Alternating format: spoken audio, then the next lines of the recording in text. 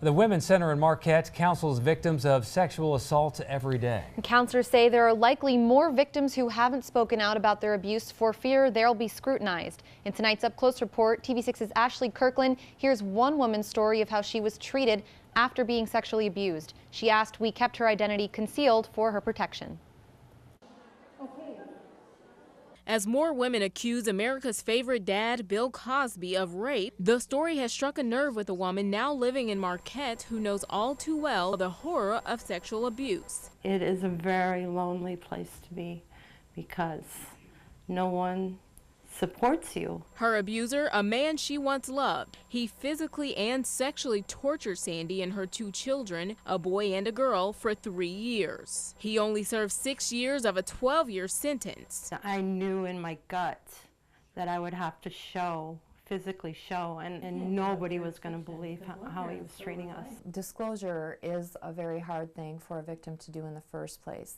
And almost always with sexual assault, there's some sense of self-blame for the victim. Kelly Laakso, sexual abuse counselor at the Women's Center in Marquette, says getting others to believe their story plays a major part in why victims don't come forward right away. Laakso says because of the deep violation and explicit details of sexual assault, it's perfectly normal for victims to wait 20 to 30 years before speaking out. Really, victim blaming is about societal denial.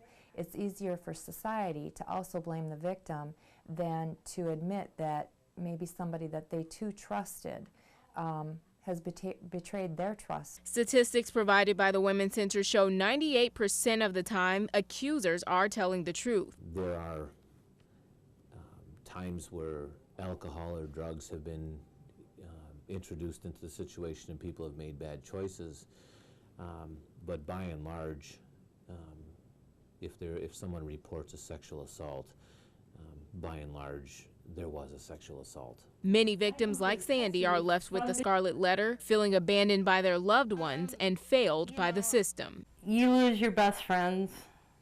They don't support you anymore. They close the door, you know. People don't want to hear again that he's stalking you. They don't want to hear that. They don't believe you. In Marquette, Ashley Kirkland, TV6 News.